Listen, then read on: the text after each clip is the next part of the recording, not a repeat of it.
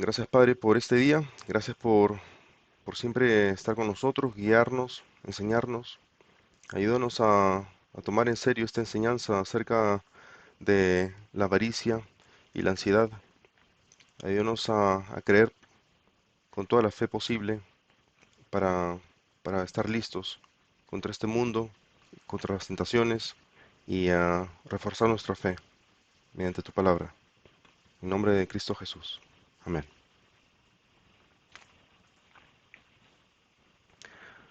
Ok, entonces hoy día vamos a estudiar Lucas 12 del 13 al 34. Ah, Déjenme enseñarles el esquema del capítulo. Em, Básicamente, Lucas 12, em, vemos a Jesús dando advertencias acerca de varios temas, ¿no?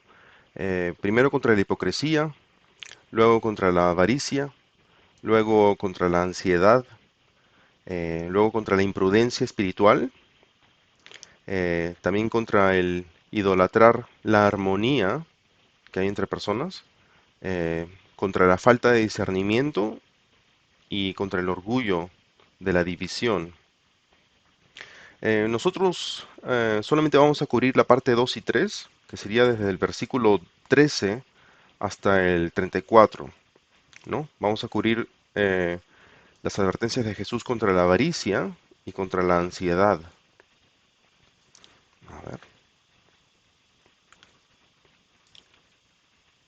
Empecemos por conocer cuál es el contexto del capítulo, ¿no?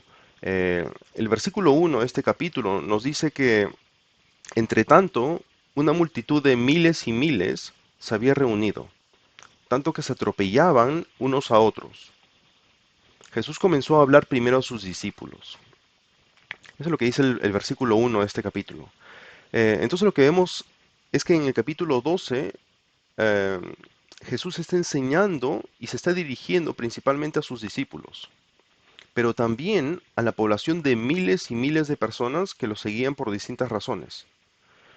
Los discípulos son aquellas personas que lo seguían y que lo escuchaban enseñar, de los cuales algunos creían y otros no. Entre los que le seguían y también creían estaban sus apóstoles, ¿sí? Entonces, leamos primero desde el 13 hasta el 15 y dice: uno de la multitud le dijo a Jesús, ¿no? Maestro, dile a mi hermano que divida la herencia conmigo. Hombre, le dijo Jesús, ¿quién me ha puesto por juez o árbitro sobre ustedes?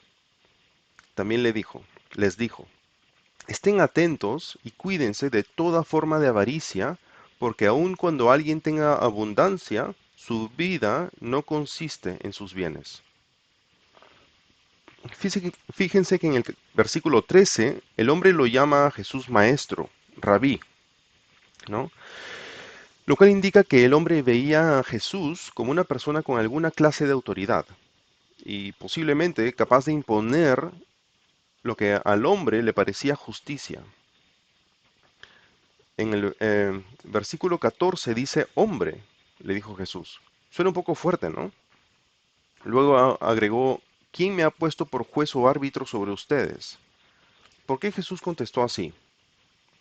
Quizás si hubiera aceptado el rol de juez entre estos dos hermanos, se le hubiera empezado a pedir que solucione discordias a lo largo y ancho de toda Palestina. No lo sabemos. Lo que sí sabemos es que Jesús vino principalmente a buscar y salvar lo que se había perdido, ¿no? Eso es lo que dice Lucas 19:1. Entonces, em, lo otro es que en Israel ya había reglas de herencias, pero al parecer este hombre no estaba satisfecho con lo que le había tocado. Así que aprovechando que Jesús estaba ahí y quizás arrastrando a su hermano ante él, hizo su petición. Pero Jesús conocía perfectamente lo que estaba en el corazón y mente de ese hombre. Juan 2, 24 y 25 dice, pero Jesús por su parte no se confiaba a ellos porque conocía a todos y no tenía necesidad de que nadie le diera testimonio del hombre, pues él sabía lo que había en el hombre, ¿no? Es quizás por eso que Jesús luego agrega en el versículo 15, estén atentos y cuídense de toda forma de avaricia. Parece que ese era el problema del hombre, la avaricia. Luego Jesús agrega, aun cuando alguien tenga abundancia, su vida no consiste en sus bienes. ¿Sí? Yo pregunto, ¿está mal tener $10,000 ahorrados en el banco? ¿Y si fueran $100,000, estaría mal? ¿Y si fuera 1 millón o 10 o 100 millones de dólares? ¿Estaría mal tener esa cantidad de dinero y no compartirla toda? No, no está mal poseer algo. Lo que sí está mal es que algo te posea a ti, ¿no? Primera de Corintios 6:12 dice, todas las cosas me son lícitas, pero no todas son de provecho. Todas las cosas me son lícitas, pero yo no me dejaré dominar por ninguna, ¿no? Ese es el pecado, el dejarse dominar por las cosas. Entonces la respuesta es no, no está mal tener ahorrado muchísimo dinero. Lo que sí estaría mal sería poner el dinero antes que a Dios. Es decir, ser esclavo del dinero, ya sea al tenerlo y cuidarlo como lo más precioso de la vida de uno, o al no tenerlo, pero desearlo como si fuera lo más valioso que alguien pudiera conseguir. ¿Sí? ¿Conocen a alguien que se empeña en tener más pertenencias de las que ya tiene, en lugar de buscar tener más de Dios? ¿Conocen? Ojo que no estamos hablando de las personas que tienen que trabajar horas extras para mantener a sus familias y sin el cual pasarían necesidad, sino de aquellas personas, quizás nosotros mismos, que pese a que ya tienen lo que necesitan para subsistir, pero no conformes con eso, buscan tener aún más, en detrimento de amar a Dios sobre todas las cosas, ¿no? Quizás mediante su desarrollo espiritual, porque esa es una manera de amar a Dios, ¿no? Y ponen esto de lado, su desarrollo espiritual, como asistir a la iglesia, ser parte de un estudio bíblico, o quizás en perjuicio de amar al prójimo como a sí mismo, empezando por nuestro esposo o esposa, o quizás al trabajar tanto y no entregar el compañerismo o la intimidad emocional y demás que puede necesitar el otro, no dedicando su tiempo libre para edificar o discipular hermanos y hermanas menos maduros en la fe, o quizás dejando de lado a los hijos, no solo a no entregarles el tiempo que necesitan para conocernos a cabalidad y poder llegar a confiar plenamente en nosotros, para sentirse amados, protegidos y acompañados en este mundo muchas veces cruel, confuso y sin valores, sino también el no instruir al niño en el camino que debe andar, para que cuando sea viejo no se aparte de él. Proverbios 22:6. ¿Alguien tiene alguna pregunta o comentario?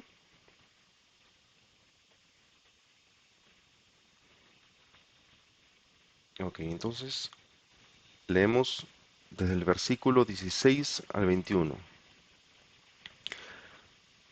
Dice, entonces Jesús les contó una parábola. La tierra de cierto hombre rico había producido mucho, y él pensaba dentro de sí, ¿qué haré, ya que no tengo dónde almacenar mis cosechas? Entonces dijo, esto haré, derribaré mis graneros y edificaré otros más grandes, y allí almacenaré todo mi grano y mis bienes. Y diré a mi alma, alma, tienes muchos bienes depositados para muchos años. Descansa, come, bebe, diviértete. Pero Dios le dijo, necio, esta misma noche te reclaman el alma. Y ahora, ¿para quién será lo que has provisto? Así es el que acumula tesoro para sí y no es rico para con Dios. Claramente se ve en el versículo 16 que en esta parábola la tierra del hombre rico había sido bendecida por Dios, ¿no? ¿Cómo lo sabemos?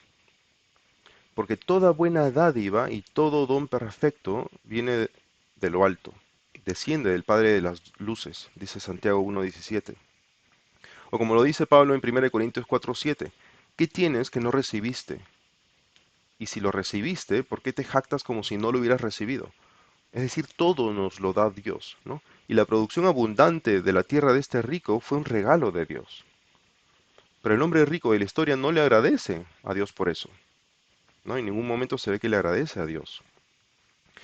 Luego en el versículo 17 el hombre decide meditar consigo mismo sobre su disyuntiva de dónde almacenar su sobreabundante producción y acumulación de bienes.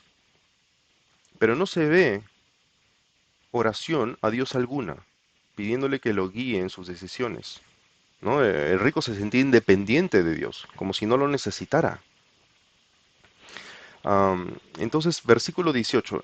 Él mismo decidió empezar un gran proyecto de construcción, no solo para almacenar todo el grano que no necesitaba en ese momento, sino también para guardar todos los bienes que no tenía necesidad de usar en ese momento. ¿Sí?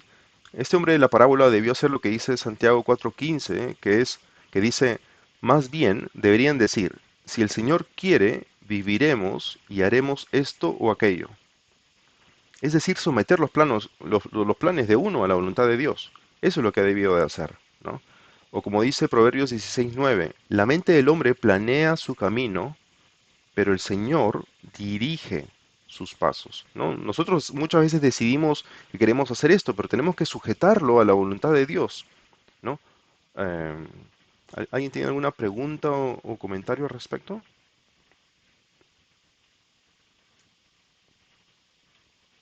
Ok. Versículo 19. Y diré a mi alma, dice, alma, tienes muchos bienes depositados para muchos años. Descansa, come, bebe, diviértete. Aquí vemos cómo el rico se regocija en sí mismo por lo que ha logrado y alcanzado en su vida profesional. El problema es que es recién al tener muchos bienes que el hombre cree que finalmente su alma puede reposar y descansar.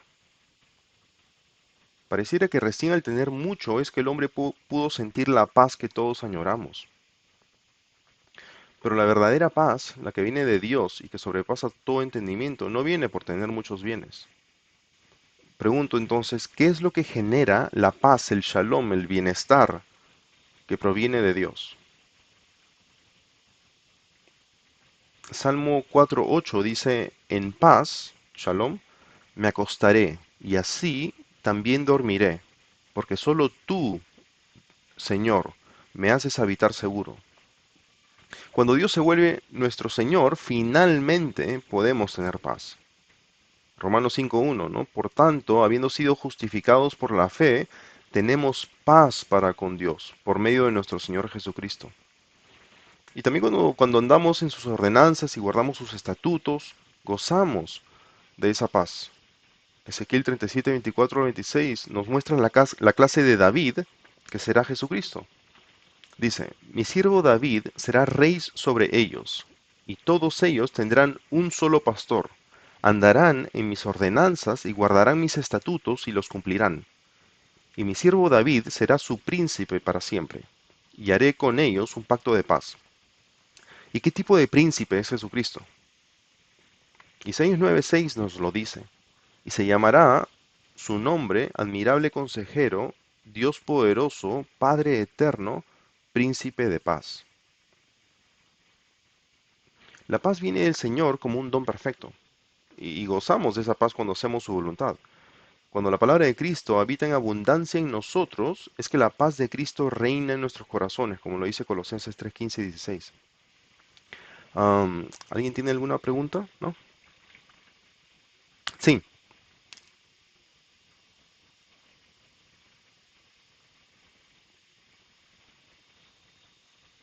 Mm, sí,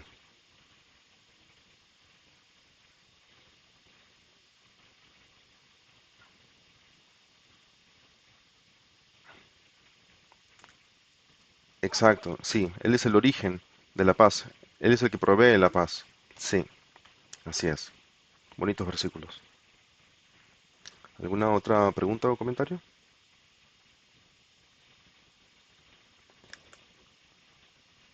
Dice, versículos 20 y 21, dice, pero Dios le dijo, necio, esta misma noche te reclaman el alma, y ahora, ¿para quién será lo que has provisto?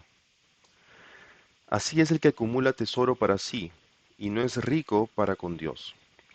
Ahí vemos la incertidumbre de los bienes terrenales, ¿no? Uno no sabe para quién trabaja en este mundo, ¿no? Lo que uno añora conseguir y puede llegar a tener, quizás, ah, y quizás ni tenga la oportunidad de disfrutar, ¿no? Uno lo consigue, pero no lo llega a disfrutar, porque ahí está la incertidumbre, ¿no? En el versículo 21 vemos que la palabra clave es tesoro, ¿sí? Es decir, que el hombre de la parábola valoraba sobre todas las cosas su colección de bienes. Ese es el problema de aquellos que no tienen al Señor como Dios, sino a su trabajo, amistades, familia, relación amorosa, autoestima, estatus, dinero y demás como Dios, ¿no? Realmente es un ídolo lo que debería de usarse ahí, ¿no? Am, entonces en el versículo 21 Jesús contrasta el acumular tesoros para nosotros mismos con el ser rico para con Dios, ya que son opuestos. Ahora la pregunta es, ¿qué significa ser rico para con Dios? ¿No? ¿Significa darle todo el dinero que te sobra a alguna iglesia o quizás dejarle tu herencia completa a alguna causa cristiana? ¿Eso es lo que significa ser rico para con Dios? No necesariamente. Pero si tu dinero o tu ojo te es ocasión de pecar, sácatelo. Te es mejor entrar al reino con un solo ojo que teniendo dos ojos y ser echado al infierno. Marcos 9:47.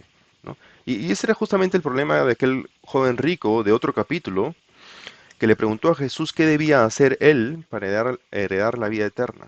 ¿No? Marcos 10, 21 y 22 dice, Jesús, mirándolo, lo amó y le dijo, una cosa te falta, ve y vende cuanto tienes, y da a los pobres, y tendrás tesoro en el cielo. Y ven, sígueme. Pero él, afligido por estas palabras, se fue triste, porque era dueño de muchos bienes. Ahí está el problema, ¿no?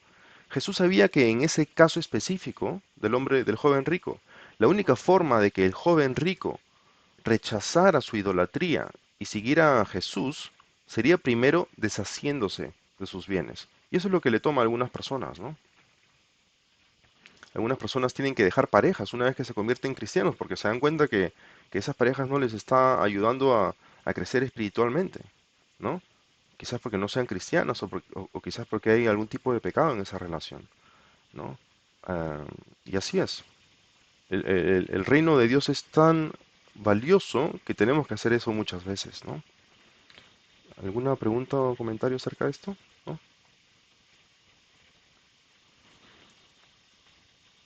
Ok. Entonces llegamos a la segunda parte, que es desde el versículo 22 hasta el 34, ¿no? Que cubre la advertencia de Jesús contra la ansiedad, ¿sí? Vale la pena mencionar que los versículos 22 al 31 corresponden con Mateo 6, 25 al 33, en caso de que alguien quiera hacer un estudio paralelo de esa sección. Leamos primero del 22 al 26. Dice, a sus discípulos Jesús les dijo, por eso les digo que no se preocupen por su vida, qué comerán, ni por su cuerpo, qué vestirán, porque la vida es más que el alimento, y el cuerpo más que la ropa. Consideren los cuervos, que ni siembran, ni ciegan, no tienen bodega ni granero, y sin embargo, Dios los alimenta. ¿Cuánto más valen ustedes que las aves? ¿Quién de ustedes, por ansioso que esté, puede añadir una hora al curso de su vida? Si ustedes, pues, no pueden hacer algo tan pequeño, ¿por qué se preocupan por lo demás? Aquí vemos claramente que en esta sección Jesús se dirige específicamente a sus discípulos. Es siempre importante saber quién está hablando y con quién está hablando, ¿no? Para saber si las palabras aplican a esa persona en específico o a un grupo de personas, incluyéndonos a nosotros quizás, ¿no? Y en esta sección Jesús está dirigiendo a sus discípulos, ¿sí? ¿Y qué es lo que Jesús les exhorta a hacer?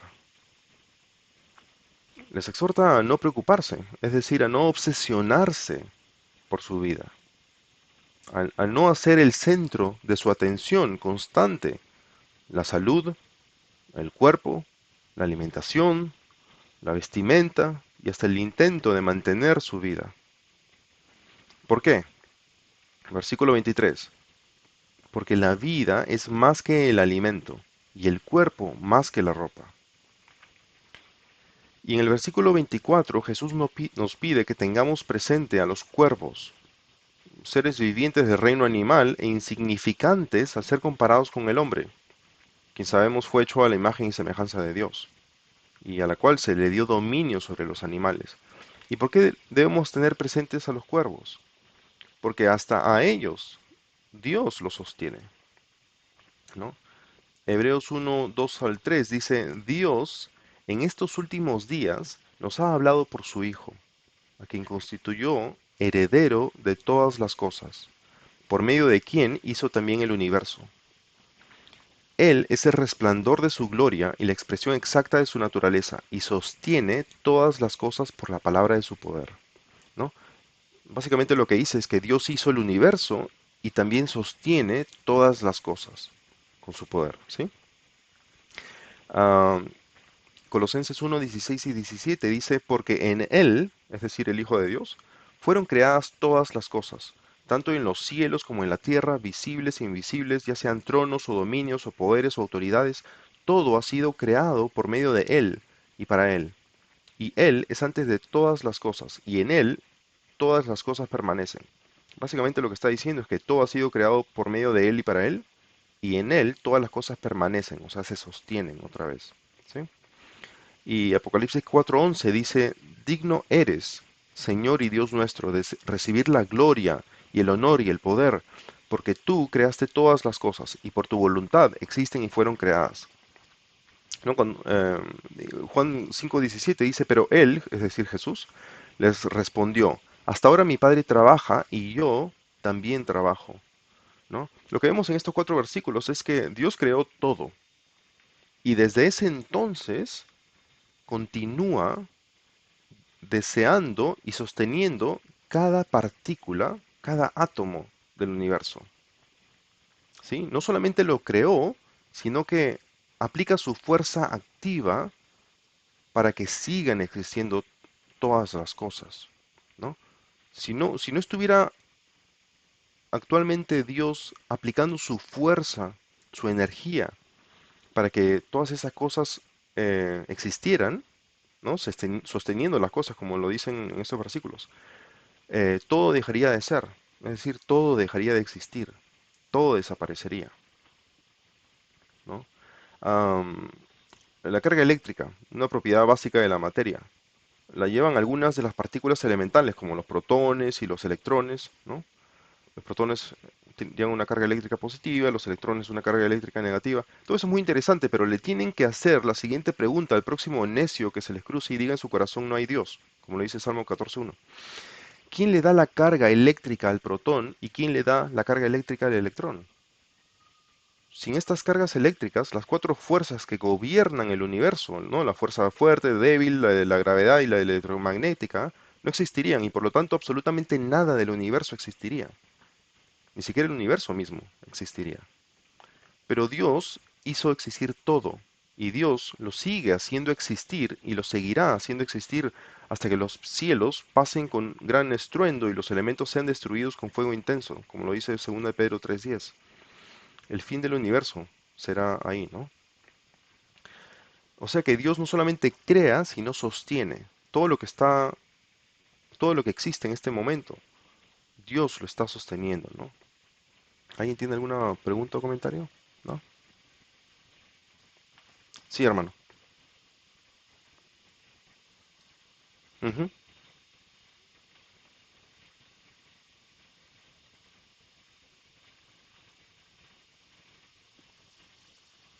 Sí.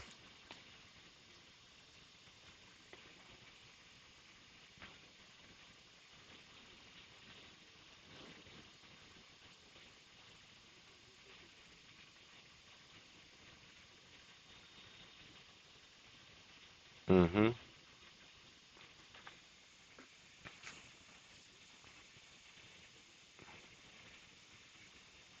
Sí.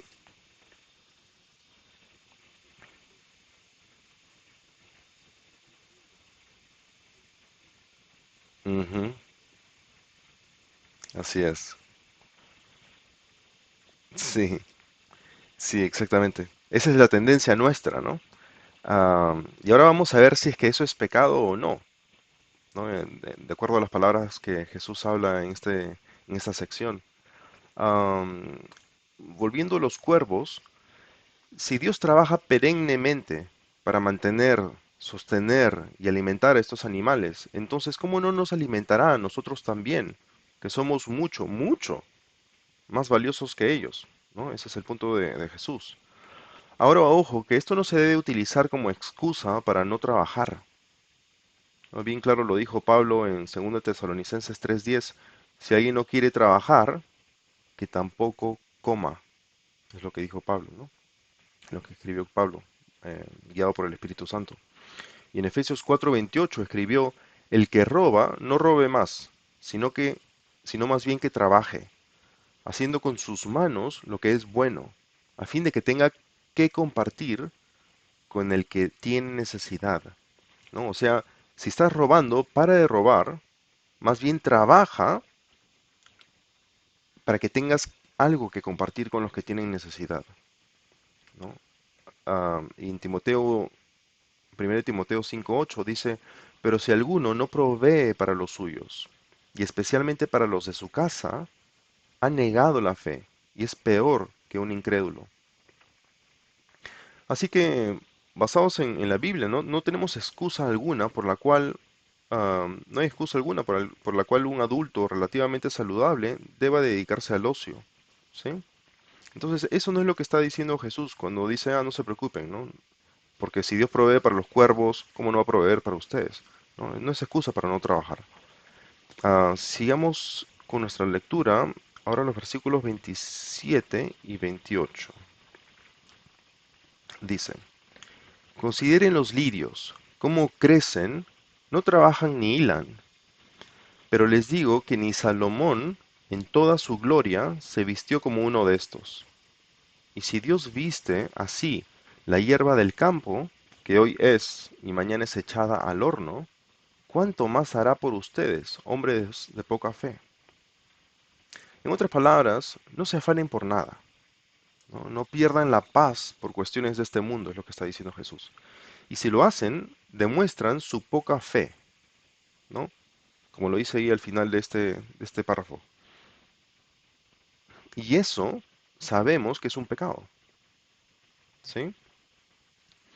Ahora, ¿por qué menciona la ropa? Es quizás porque nuestra vestimenta muchas veces refleja lo que admiramos del mundo o la imagen que queremos proyectar. Y hay gente que hace de su look, ¿no? Y apariencia su identidad y dedican incontables horas en mejorarla. Pero eso no debe ser así. Miren lo que dice 1 de Pedro 3 y 4.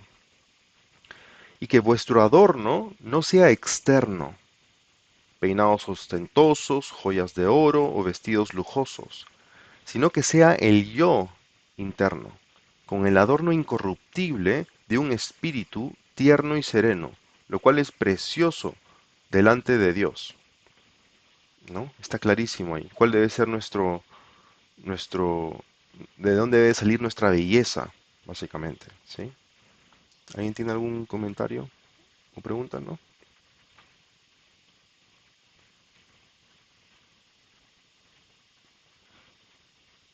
Versículo 29 al 31.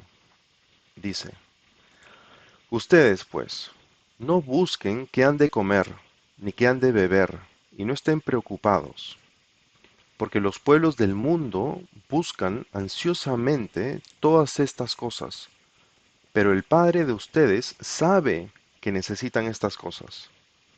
Pero busquen su reino, y estas cosas les serán añadidas. No, el objetivo de nuestra vida no debe ser el satisfacer nuestras necesidades físicas, por más básicas que sean. ¿Es importante comer y beber? Por supuesto que sí, claro que sí. Pero no debe ser el enfoque de nuestro vivir, ¿no? El objetivo de nuestra vida debe ser el reino de Dios. Y todas nuestras verdaderas necesidades serán satisfechas. Ahora, ¿cuán valioso es el reino de Dios? Leamos Mateo 13, del 44 al 46. Dice, el reino de los cielos es semejante a un tesoro escondido en el campo, que al encontrarlo un hombre lo devuelve, lo vuelve a esconder. Para los que están, para los que tienen su Biblia ahí, es Mateo 13, 44 al 46. El reino de los cielos es semejante a un tesoro escondido en el campo, que al encontrarlo un hombre lo vuelve a esconder, y de alegría por ello va y vende todo lo que tiene y compra aquel campo. El reino de los cielos también es semejante a un mercader que busca perlas finas, y al encontrar una perla de gran valor, fue y vendió todo lo que tenía y la compró. Así de precioso y valioso es el reino de Dios. Todo lo demás es temporal y muchas veces pura vanidad, como lo decía Salomón, ¿no? Leamos 1 Juan 2, 15 al 17. 1 Juan 2, 15 al 17. Dice, no améis al mundo ni las cosas que están en el mundo. Si alguno ama al mundo, el amor del Padre no está en él. Porque todo lo que hay en el mundo, la pasión de la carne, se refiere a los deseos de la carne, ¿no? La pasión de los ojos o los deseos de los ojos, y la arrogancia de la vida, no proviene del Padre, sino del mundo. Y el mundo pasa y también sus pasiones, pero el que hace la voluntad de Dios permanece para siempre, ¿no? Todo, absolutamente todo es pasajero, hasta efímero, ¿no?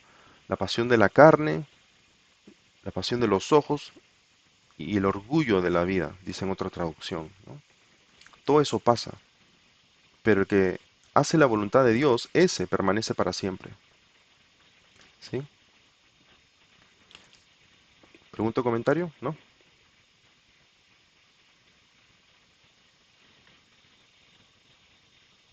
Los últimos versículos de este estudio de Lucas 12 son del 32 al 34. Vamos para allá.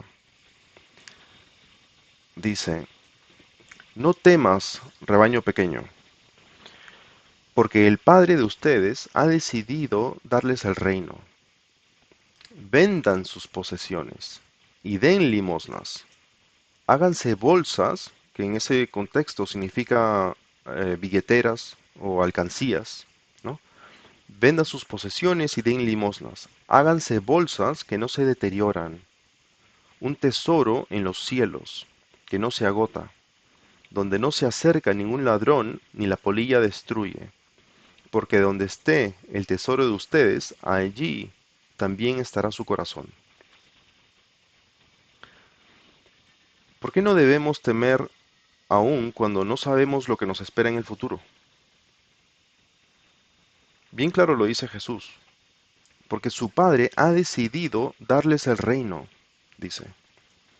Y eso debe ser razón suficiente para no tener más temor sobre lo que nos acaecerá en el futuro. Ahora, lo que dijo Jesús en el versículo 33 sobre vendan sus posesiones y den limosnas, ¿no? Que cuando uno lo lee por primera vez dice, wow, qué radical. Eso es una ordenanza o mandamiento a ser practicado por todos los cristianos a lo largo de toda la historia de la iglesia. Pregunto. Eso es una ordenanza, es un mandamiento que tenemos que cumplir. Cuando uno lo toma en contexto, ¿no? Y ve las otras partes de la Biblia, se da cuenta que no. Eh, Aunque en la iglesia primitiva muchos sí vendieron sus posesiones y las compartieron con los demás hermanos, ¿no? Y eso lo vemos en Hechos 2, 44 y 45. Todos los que habían creído estaban juntos y tenían todas las cosas en común. Vendían todas sus propiedades y sus bienes y los compartían con todos, según la necesidad de cada uno, ¿no? En este caso, en Hechos, al principio de la iglesia, ¿no? Después del Pentecostés, vemos que mucha gente había llegado a creer y al ver la necesidad de otros hermanos, vendían sus cosas y compartían eh, la entrada de esas ventas, ¿no? Y no lo vamos a leer, pero en Hechos 4, 32 al 37 se ve algo muy similar, ¿no? Pero lo que dice Hechos 5:4 En la conversación entre Pedro y Ananías, no sé si recuerdan esa historia, ¿no? Ananías y Zafira tienen una propiedad, eh, van y la venden y parte de esa entrada se le entregan a Pedro. El problema es que le dicen que esa es toda la entrada que han recibido, mintiéndole al Espíritu Santo, dice Pedro después, ¿no? Entonces, en esa conversación entre Pedro y Ananías, sabemos, nos damos cuenta que no es obligatoria esto que mencionó Jesús, ¿no? No es obligatorio, pero por supuesto que si quieres y puedes, eh, puedes agarrar alguna de tus pertenencias y entregarlas a los que tienen necesidad, ¿no? ¿Quién no haría eso, no? Yo no conozco a ningún hermano que haya visto a otro hermano morirse de hambre y y no lo haya hecho, ¿no? Es más, si ustedes conocen a un hermano que esté pasando necesidad, estoy seguro que ustedes mismos lo ayudarían o por lo menos le pedirían a la iglesia que lo ayuden, ¿no? En caso que haya perdido el trabajo, que no tenga entrada alguna y que esté pasando hambre, por supuesto. Todos nosotros lo ayudaríamos. Y si no podemos, por algún motivo, la iglesia lo ayudaría, ¿sí? Entonces el principio con el que debemos quedarnos es el de no aferrarnos a las posesiones, sino compartirlas, ¿no? Gálatas 6:10 dice, así que entonces hagamos bien a todos según tengamos oportunidad, y especialmente a los de la familia de la fe. Cuando uno invierte en las cosas de este mundo, ya sea en bienes raíces o en el mercado bursátil, ¿no? El stock market, inevitablemente siente las fluctuaciones del mercado. Cuando el mercado sube de valor, uno se siente rico, pero cuando el mercado baja, uno no duerme bien, ¿no? Pero el tesoro de los cielos es muy diferente, porque el tesoro de los cielos es seguro e invariable. Hebreos 13:8 dice, Jesucristo es el mismo ayer, hoy y por los siglos. Y también como ya lo leímos en Santiago 1:17, dice, toda buena dádiva y todo don perfecto viene de lo alto, desciende del Padre de las luces, con el cual no hay cambio ni sombra de variación. En otras palabras, Dios no cambia y sus promesas y fidelidad están garantizadas, ¿sí? Así que una buena forma de autoexaminarse en cuanto a esto y descubrir dónde está nuestro corazón es revisando el reporte mensual de la tarjeta de crédito. Ahí vemos dónde está nuestro corazón, en qué estamos gastando o invirtiendo nuestro dinero, ¿sí?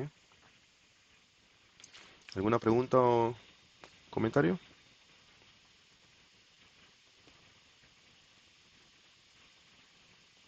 Sí,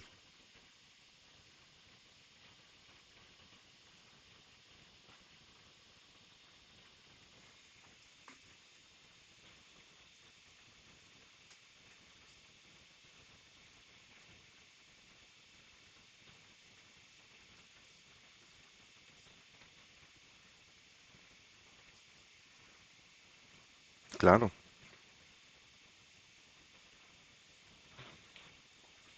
Sí, no sé si algún hermano podría contestarla o podría dar su opinión al respecto.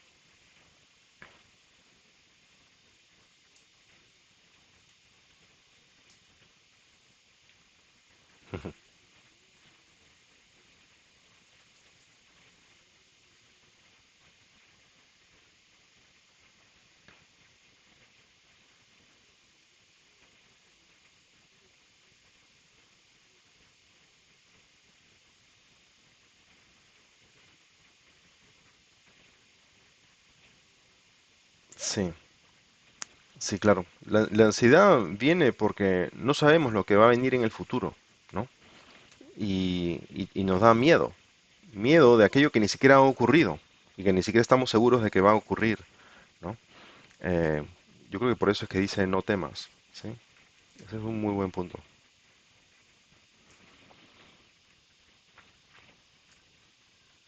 Entonces, ¿qué vimos en la Biblia hoy? ¿No? Vimos que nuestro Dios es el Shaddai, Dios Todopoderoso, que nos creó y nos sostiene también, ¿sí? No es que Dios nos creó y nos dejó ahí a un lado, ¿no? Para que nos sostengamos nosotros mismos. No, Dios activamente nos sostiene, ¿sí? Y Dios muestra su poder infinito en Génesis, cuando leemos que Él dijo hágase y fue hecho. Ese es nuestro Dios.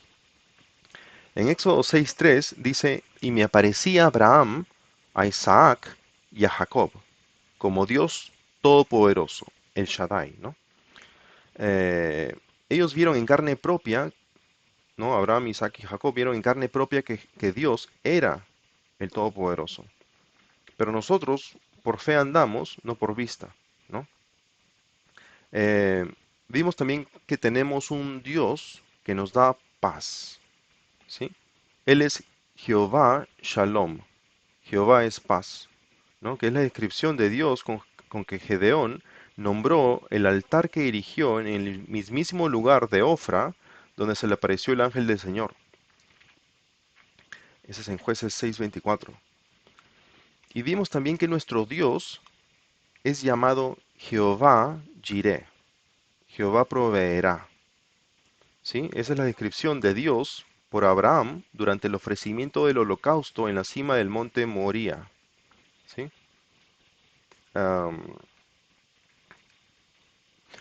¿Tenemos todo lo que realmente necesitamos en esta vida?